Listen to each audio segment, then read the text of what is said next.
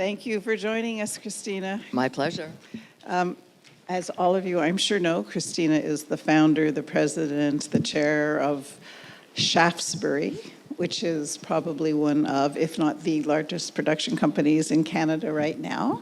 And besides doing tons of primetime, very successful, long-running television series, they also do a lot of web series. So, Christina, we're going to start by just asking you to give us the background on Shaftesbury and all the things you're up to. Well, thank you, Andrea. It's great to be here. I have to tell you, when you get ready for these things, it's a bit of work. For me, it was actually quite fascinating. It turns out that Shaftesbury started in the world of what I call the web almost 20 years ago. And we had a show at the time called Regenesis. It came out in 2004.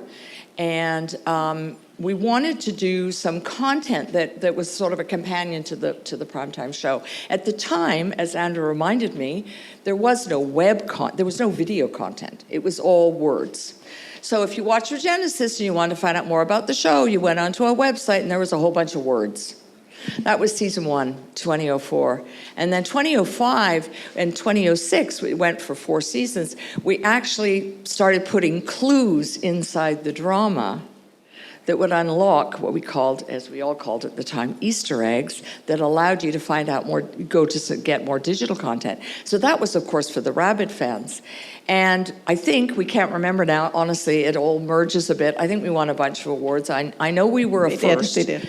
I think one of the claims, I don't do this a lot, but I think actually we were ahead of Lost. I think Lost was doing these clues inside a drama series, and we were actually doing it before Lost. So, and what's the context of that is to remind us all that YouTube didn't start until 2005.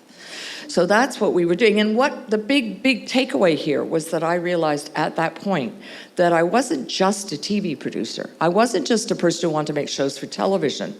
Actually, what I wanted to do was to make a show for television, and I wanted to find an audience, and I wanted to keep that audience.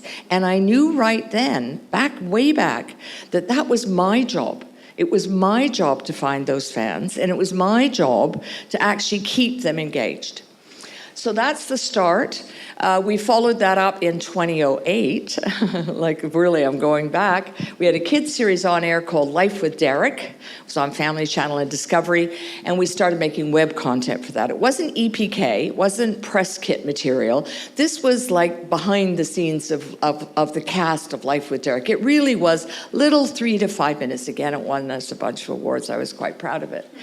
And this was right around the time we had a show which is still running 17 years later, Murdoch Mysteries.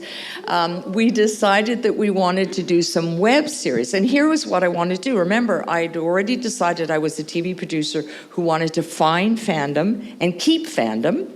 And what I realized is we were putting these seasons out, which is still the same problem we have today. You put a season out, and then you go months before the next season. And an audience has a lot of time to actually forget about your show, to be honest, because there's so much content out there. And I thought, here's what we'll do. We'll make a 13-part scripted web series, 2 to 5 minutes in length, and we will put it between seasons. And actually, the crazy part was, our broadcasters bought the show. It was called The Curse of the Lost Pharaohs. It was a combination of live action and animation, and it got us nominated for an international Emmy. So that was 2010. We did 2 more of those. It was actually really exciting. So that's how we started.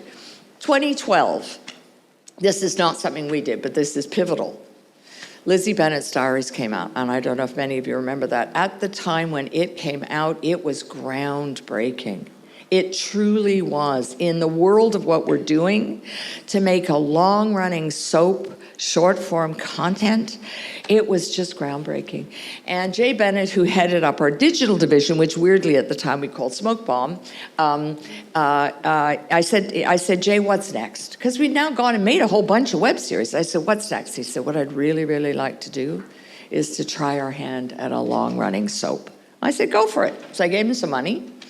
And he and one of his sort of key creative person at the time, Stephanie Joachim, came back with the idea that they were going to take a novella written in 1842 called Carmilla, and they were going to bring it to the web.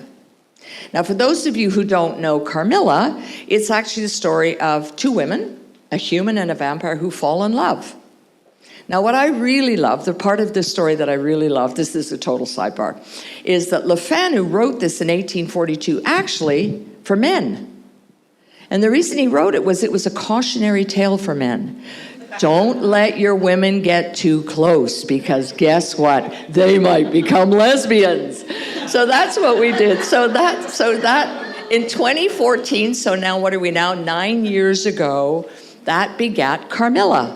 That's Shaftesbury's entrance into the world of long-running soap, long-running short-form content. And season 1, 42 million views. Over 3 seasons, over 100 million views. Over 100 million. And here's the thing, this is the crazy part, because that was then and this is now, which I'll get to. We did it without $1 of paid advertising. Not one. So it really was that thing we all probably in this room want, organic, word of mouth. People are going to find it because we talk about it. And we did it without $1 of marketing money. But that was then. You can't do that now. So let's see, I'm going to catch myself up here. What was happening right around this, so when the web came out, broadcasters and brands were going, what the hell is this web? Can we find audiences? What is that? I don't understand. Remember, the broadcast model is funded on 2 principles, in my opinion, to make it simple. It's funded on broadcast, stories that go to the broadest possible audience. Very different than what we do in the world of web, where we try to focus our content on niche markets like Carmilla. I mean, Carmilla was for the queer community, who at the time were not finding what they wanted on traditional television. So that was the niche. The other thing about broadcasting was it needs advertising, that revenue, to make the content. They don't do that out of the goodness of their hearts. They do it because advertisers buy time on their slots, the 30-second spot. So not only were broadcasters experimenting, and honestly, when we did Life with Derek and Murdoch Mysteries, all that web content, they were buying it. They were paying us money for those shows, which is, again, shocking sitting here in 2023. But what was happening right around that time, 2014, was brands were starting to say, wait a minute, should we be doing something in this space? I don't know, should we? So actually with Carmilla, we approached one of those brands, and that brand was Kimberly-Clark. And Kimberly-Clark funded all 3 series of Carmilla, which is sort of shocking, actually, just to know. But they did it. It was a niche audience. They funded, and what we did for them was we helped them sell more feminine hygiene products, bottom line. And that's what we did. And, there's Carmilla was and remains a great success. So that was Carmilla. Interestingly, because now we're doing it with a brand, and it's Shaftesbury and a brand, we actually had no funds. I asked you the other day, were you involved? No, because we weirdly didn't need the funds, because we had a brand. But you know what we didn't have? We didn't have a platform. We didn't have a broadcaster. We had nowhere to put the content. So we looked to YouTube. This is 2014, and we said to ourselves, we'll make our own YouTube channel. So we decided to call it Kinda TV. And I like the reason it was Kinda TV, because it was kinda like TV, but it wasn't. First of all, the budgets were this big.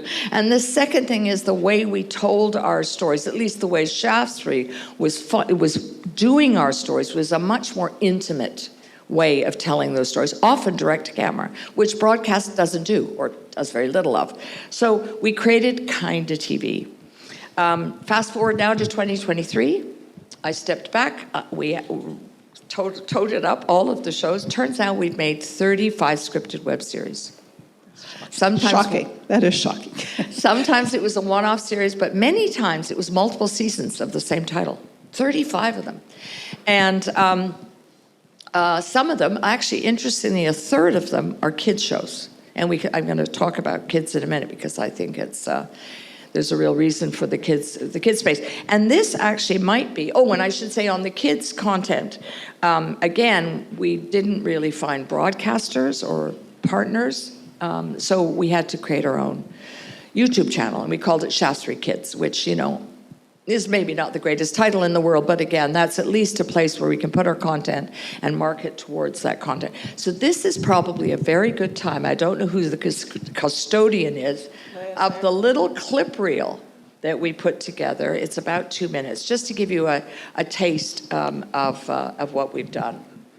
Let's see if it's going to happen. Leah? Welcome to a new season. Believe it. On the mood board, she's got inspo, and she dressed in really cute clothes. She got loyalty, she says I love you, girl, I love her more. Buckle up, because if you thought this season was going to be crazy, just wait till this afternoon. You're so fine, you blow my mind. Jump into the driving seat and put it in the speaker. Riding through the streets on a different frequency. No, you know that's what I mean. We're running through the red light. You're so fine, you blow my mind. Jump into the driving seat and put it in the speaker. Riding through the streets on a different frequency. No, you know that's what I mean. We're running through the red light. Oh, what's up?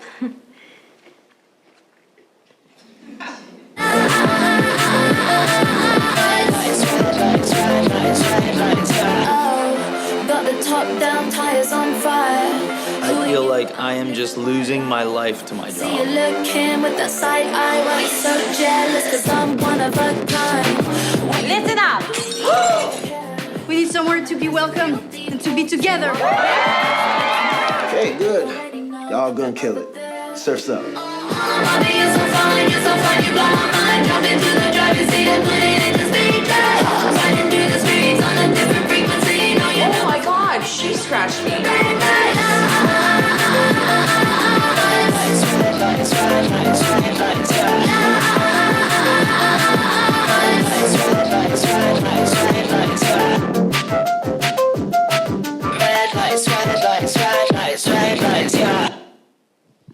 Fantastic.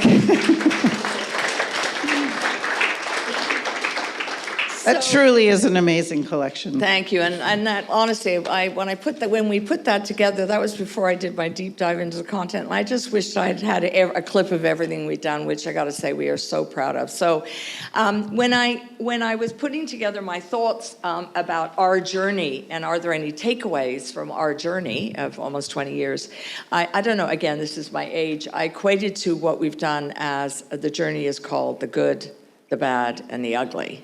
And so I thought I would just tell you about some good things and some bad things and some a little ugly things, just so we have it's not all roses out there.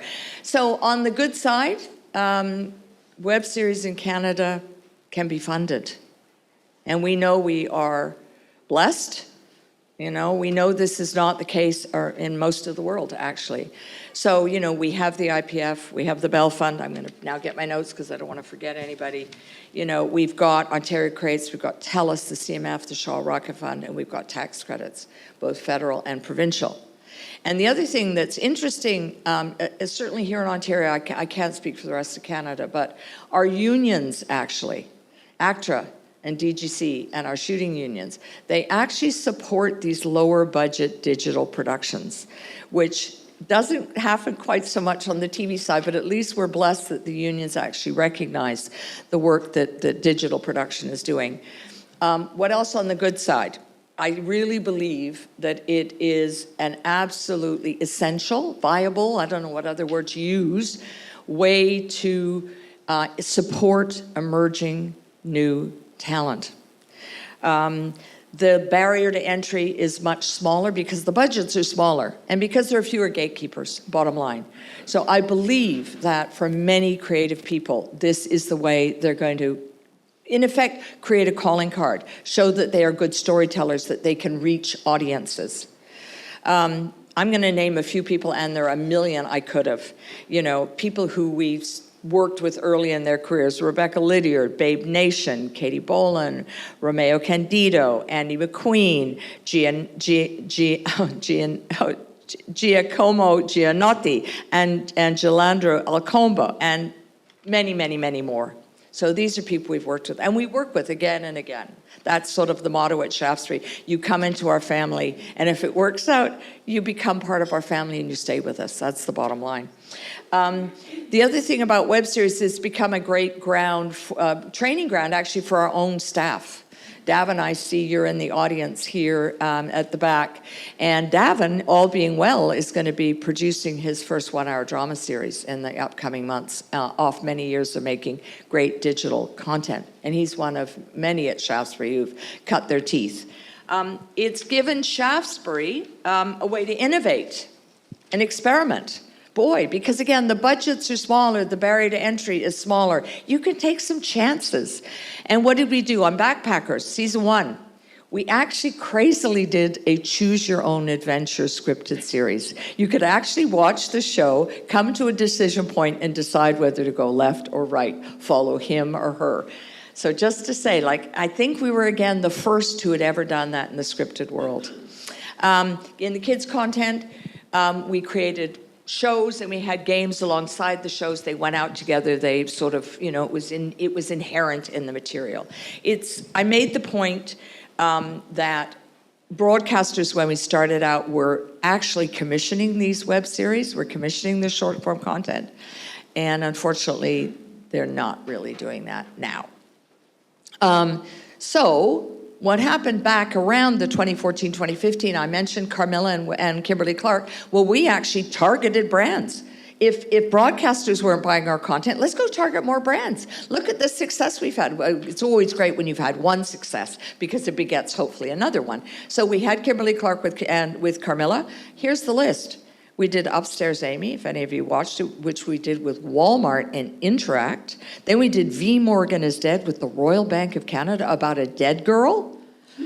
Turning the Tables with Got to Be. And we did D-Cut with Dove. All of them scripted series, all by young creators, all funded by brands. Boy, we thought this was it. We'd hit it. We'd hit the mother lode. And then guess what? Brands and their agency started looking at Shaftesbury like we were the competition. And I was like, we're not the competition, we're producers. You're an ad agency, you market shows, we make shows. Didn't matter. The funding dried up. That's the bottom line. It got harder and harder.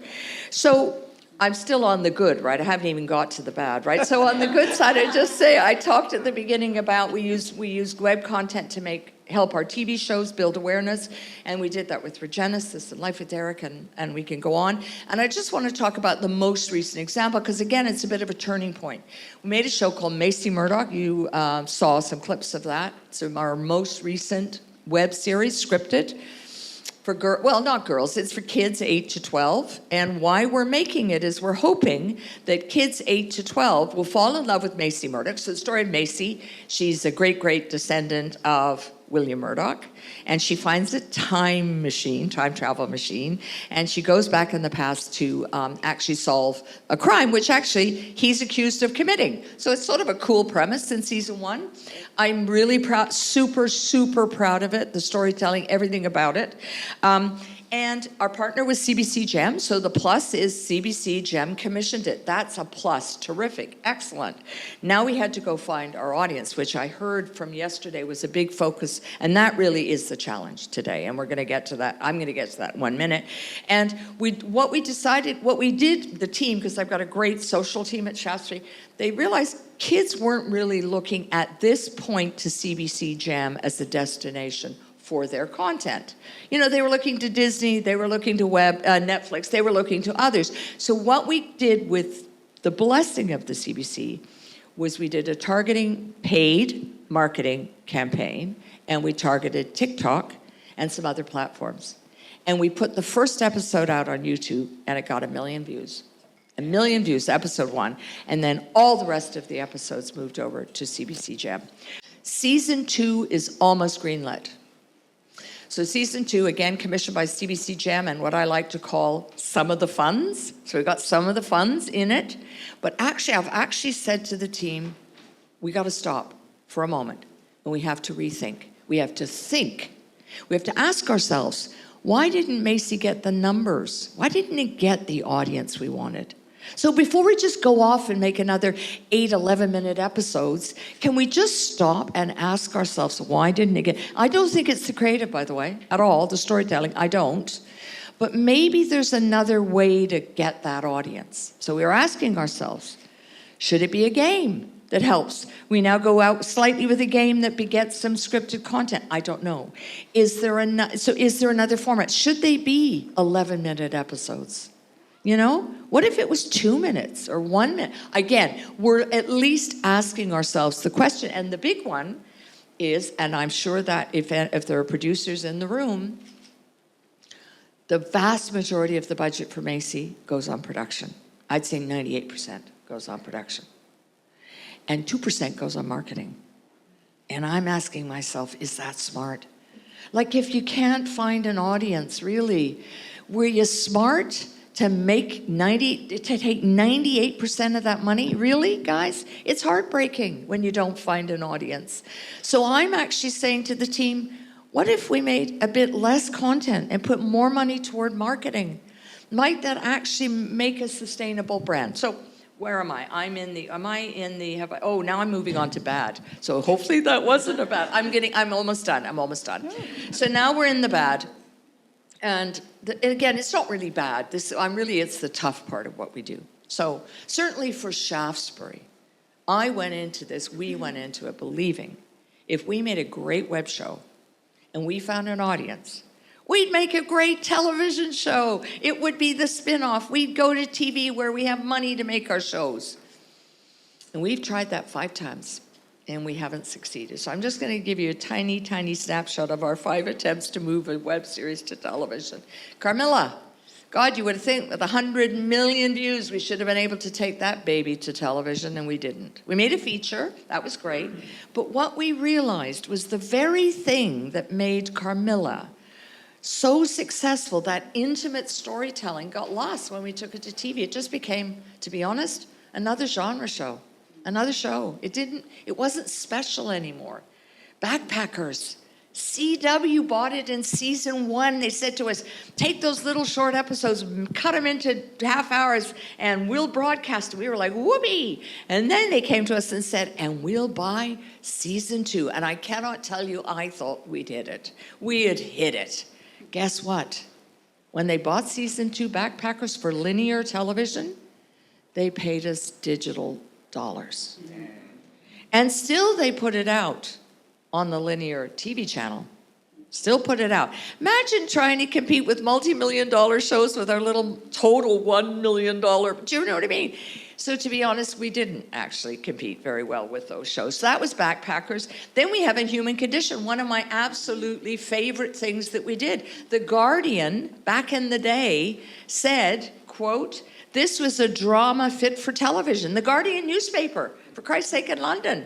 I mean, I was like, oh my God, we've hit it again. Do you think we could have found a way to move that intimate story to the bigger screen? We couldn't. Mary and Flo on the Go, you saw that. Yes, you saw that. That was the animated show that came off Frankie Drake. I really believed that we could maybe move Mary and Flo on the Go to some of our Frankie Drake. We couldn't. Did the distributor pick it up? They didn't. So the plus coming out of Mary and Flo on the Go was the 3 creators of the show actually were able to make their first show, which hopefully bodes well for them making second shows. So that was Mary and Flo on the Go. And lastly, we've got Slow Pitch, which was a lot of that was in our clip reel.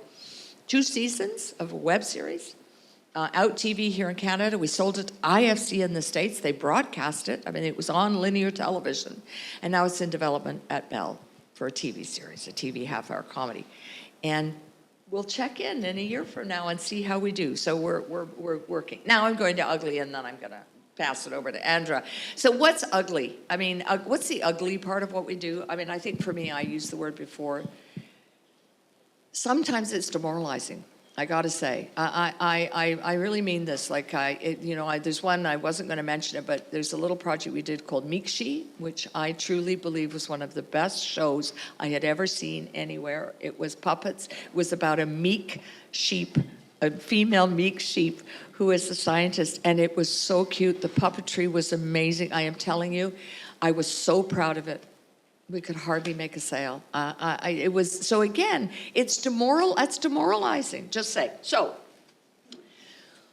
that's the three takeaways there. What happens when you make a show and you put everything and the team, because it's a team effort, and you put your heart and soul into it, and you don't find an audience?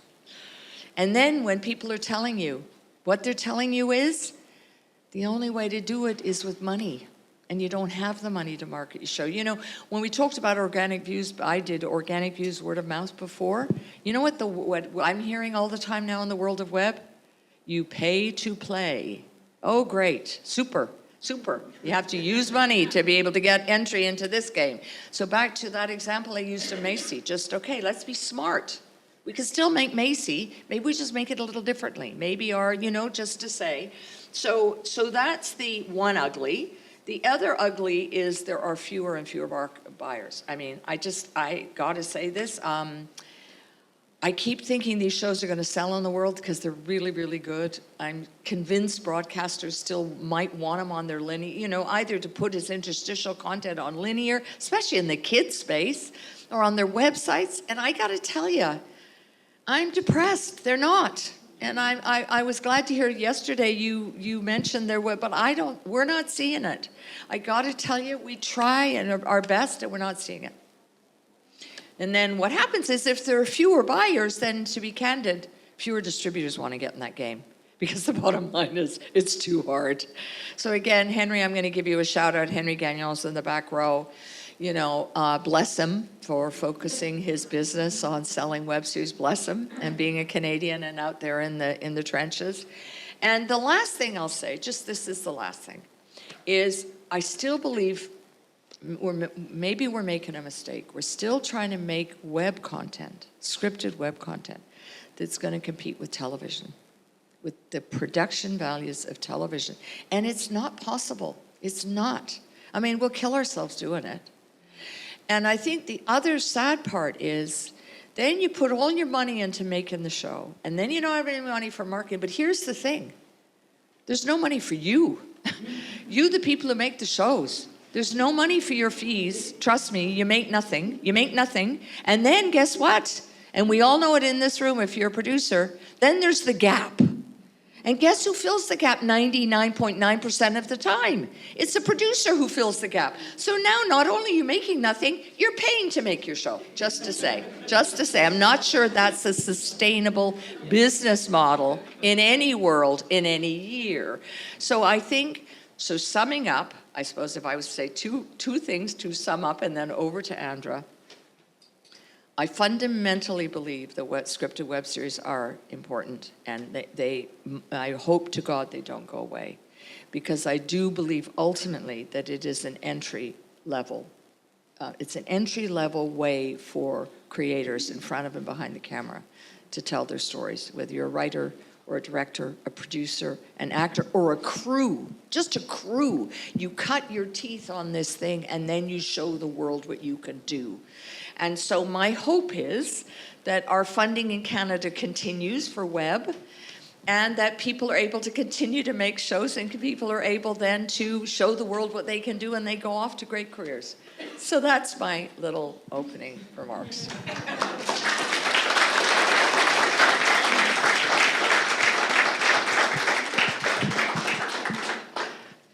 Christina, I think you've covered everything.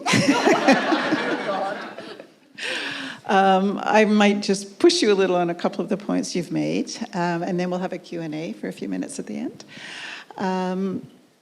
Let's just continue with what you were saying there at the end. What is success for people who probably are not going to make any money, but for them, why would they continue doing it? Look, we're all storytellers. We want to tell a story, and we want to tell that story well. And bottom line for me, that's why we do it. That's why I can say how proud I am of pretty much every single web series we've done. I'm proud of it. It told the story it set out to tell. Those writers, directors, they all put their heart and souls to making it. it becomes, in a weird way, I hate to use this word, a calling card, Yes. Andra. But honestly, I mean, I look at TIFF right now, and I look at the Academy Awards, they still have a short film content category. I'm like shocked. You know, the one-off short film, at least with web series, I always thought there was a bit more content, there was a bit more longevity, there was a way to find an audience versus a one-off. So for me, it's about making that content through the point of view of that creator and supporting that content. Yeah. I think that's a very important thing, and for most of entry-level producers, they may not have the option of going to you all the time to help support them. And more than financially, I think what you do is provide the framework and the expertise that can mentor them and help them and develop a project properly. So how, for the ones who do come to you, what is it that you work with? How do you help them? What do you do?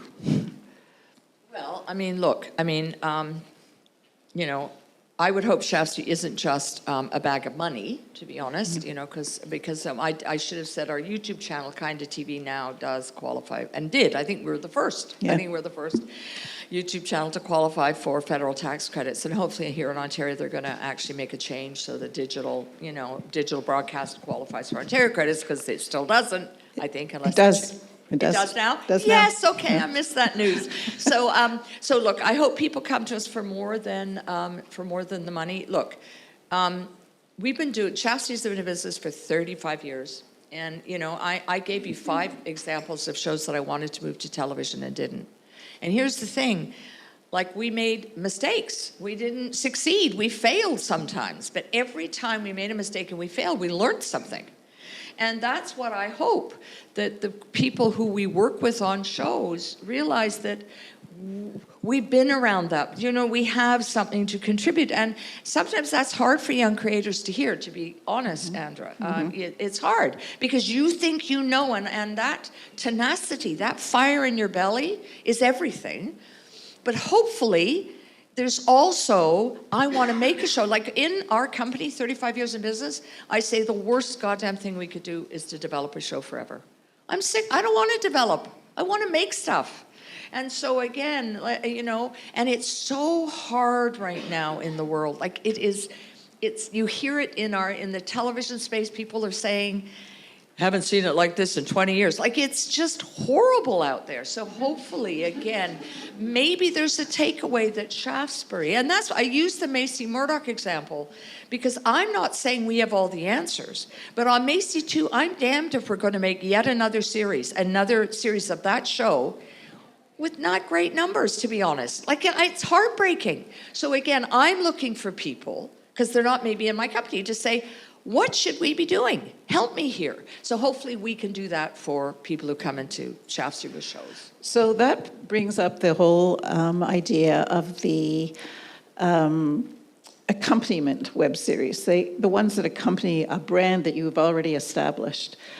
That's working well, not working well? Is it something that everyone should look into?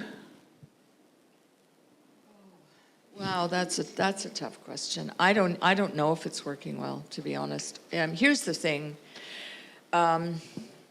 Linear television is hurting. We all know that. And what's the first thing they're cutting is marketing. That's the first thing they're cutting. So a lot of these little web initiatives, these companions, they really are going by the way of the big birds. And so I don't know anymore, Andra. I mean, Macy Murdoch was truly it was not, I didn't just make Macy Murdoch to make a spin-off of Murdoch Mystery. That wasn't it. My brain said, Murdoch Mysteries is a co-view show. You can actually watch Murdoch Mysteries with kids as young as 8, because there's nothing really gruesome in there, to be honest. It really isn't. There's humor and la, la, la. And it plays, okay. And I thought, well, what if we got 8 to 12-year-olds excited by this idea, and maybe they'll go watch the show, so we start to actually bring along a new generation for a TV show. Anyway, just say, we're trying that. We tried it with Frankie Drake. We did a crossover series when we launched Frankie Drake, I don't know whether that really helped Frankie Drake in the end, so I'm not sure, to be honest, Sandra. And Davin, I don't know. Am I missing anything? I don't know that I am right now. Sorry. Well, okay, let's look at podcasts, which you've also experimented with as accompaniments and as standalones. So how's that working? Well, yes, we did. We actually hired someone to come into the company, and I gave them a bag of money. And I said, go explore the world of podcasts. I'm going back now. You know, I think Wonderly, is it called Wonderly? Is that the thing now? Literally, we were already doing all this work and Wonderly came around. Like, so again, slightly ahead.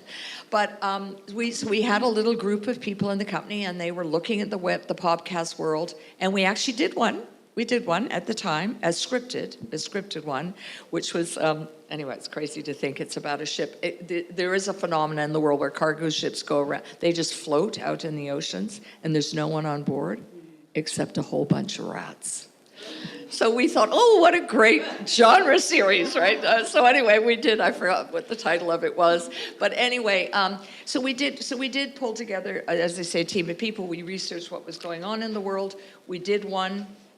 And that didn't really, it didn't amount to anything. I remember going into the CBC before they had a whole podcast group, sitting down with them, because if we all remember, if you're old enough, CBC radio, scripted radio, my God, it was something, and then it was nothing. And so we went in and we were trying to say, look, and I had a slate. I could still see it. I could still see the slate of scripted podcast series. We had little icons, you know, and as I say, now I'm going down my own brain rabbit hole of the podcast work. But we were too early. So what we've done with podcasts is we have used them as companions to some web. So, for example, we did Murdoch Mysteries Secret Diary. So Murdoch has the secret diary. We did that with Audible. And I know Michelle was in the audience. Michelle Lanson they've got a fabulous podcast series with Audible right now, Christmas. I think it's a Christmas murder series. But what's great about podcasts, it's still telling a story, and it's a fraction of the cost of video.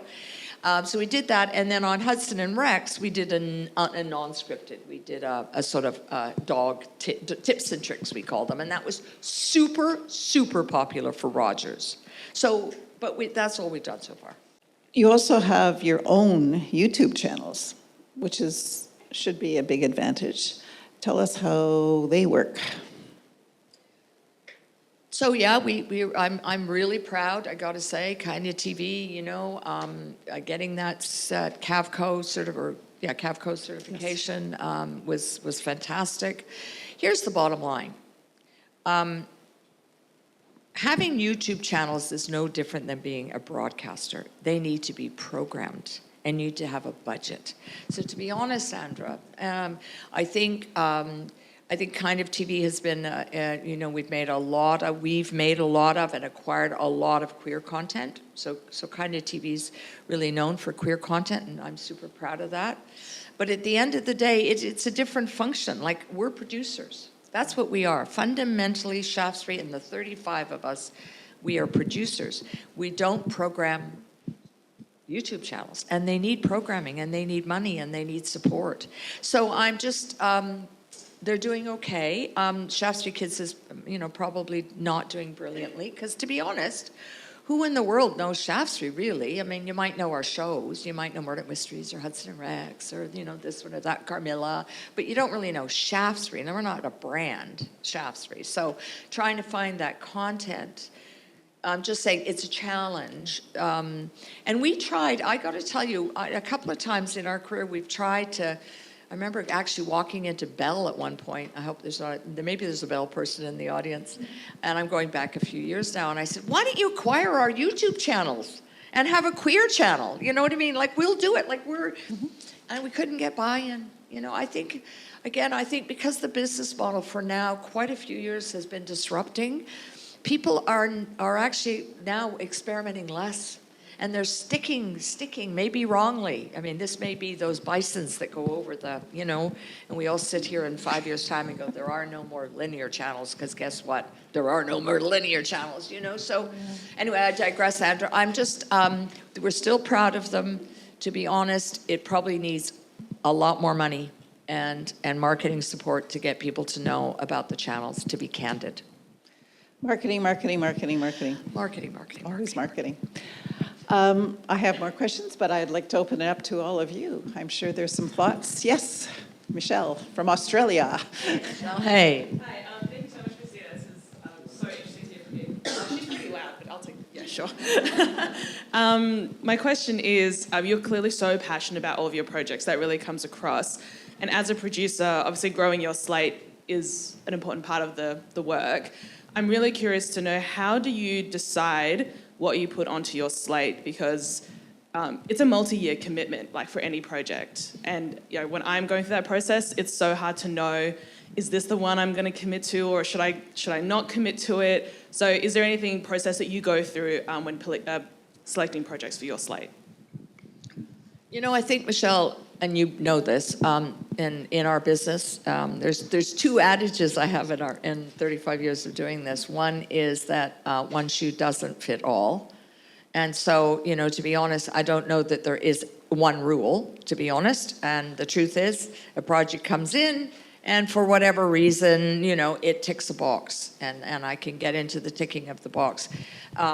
And the other adage, my other adage is that you'd think that, after 35 years of doing this, it would get easier. It actually doesn't get easier. It's weird. Every new show is a new show. Every new show, whether it's a web series or TV show, it's the same.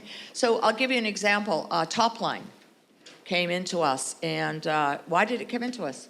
Came into us because Davin, I don't know whether Davin found it, he's in the back row, but it came into us because CBC wanted to do it. And they already said that. They wanted to support the show. And they wanted the creators of the show to find and establish a producer who'd done it before. And it was set in the world of music and the Filipino community. And right there, I went, we're in. The music was great. The creators were fabulous people. We wanted to be in business with them. We've continued to be in business with them, So there's an example of one.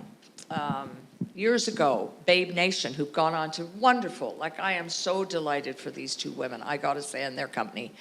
And they really focused on feature films. But they had a series you might remember called Ghost BFF about mental health, and they had Tell Us. And we were able to work with them on that show. And again, that seemed like an important show to support. I'm probably missing some other examples. I'm probably missing.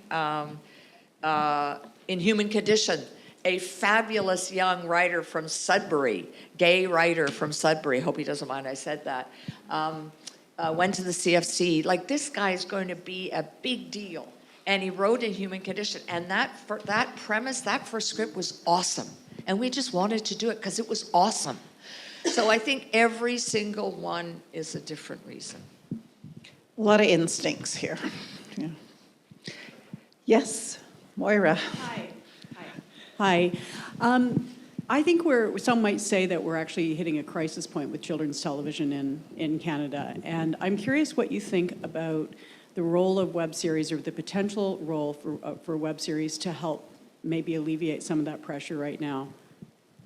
Thank you for the question. Last week I was at Content Canada and the state of the industry, and my second comment was about children's programming. It is I'm terrified, to be honest. That's too broad a word, but I am scared. I'm scared for it. I am scared that the business model for children's content, as you know, it doesn't have an advertising supported thing. If you even look at what they do on YouTube, they disbanded the comments, okay? So even that sort of sense of a word of mouth, look at that comment. They like that. That's gone away. They don't recommend. So YouTube isn't really helping that. Government has to step in and fund kids' They just have to. There is no other way around it.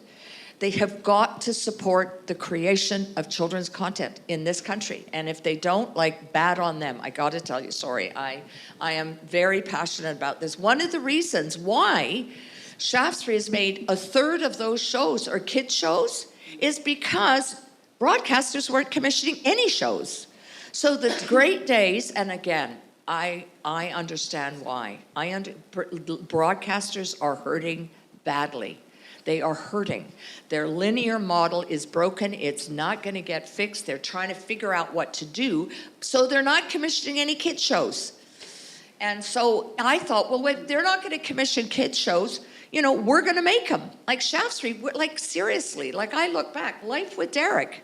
I'm telling you, Life with Derek, Baxter, Overruled, there's another one I'm missing. Those literally helped start our company. And so to turn our backs on, I'm going down a rant, I'm so sorry. But is there a world for kids content on web? Again, we thought so. We thought this short form content for kids, you know, whether it was 2 minutes, 5 minutes, 8 minutes, 10, 11 minutes, whatever, we thought that was clever. You know, again, not that their attention couldn't be longer than that short form, but we thought that was perfect, really a perfect format for that. But then you got to find someone to buy it. You got to and put it on their platform. And oh my God, you know, you look for a moment, I mean, a couple of years ago, we all thought, ooh, HBO Max is coming into the market. This is going to be so exciting. And Disney Plus is coming. This is going to be so, it's not doing anything for anybody, I'm sorry to say. Certainly not here. Sorry, I am really digressing because I think this is a really bad state of affairs. So again, I believe that the government has got to start. The government has got to make sure the CMF has money for kids programming. The government has got to make sure that funds like the Shaw Rocket Fund, who I bet every person in this room who makes kid content has had some money from the Shaw Rocket Fund, and I don't know how they do it on that little budget they have, but those funds have got to stay there. So again, I believe that's a government commitment to that. Is the only way to solve it. Right. So, Jane, yes. Yeah, so Thank you. my apologies by the way, I'm from the UK, so not too informed. However, I've been hearing a lot of rumblings about C11.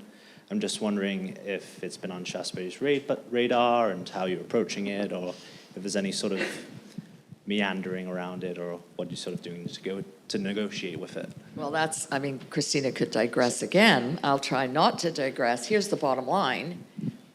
If you want to do business in our country, you've got to give back to the system and create Canadian content, bottom line. And let's not call it a tax, because the Americans don't want to hear that word tax, but that's the bottom line. You have got to give back, because if not, this country is going to become a service creator. That's what we're going to do.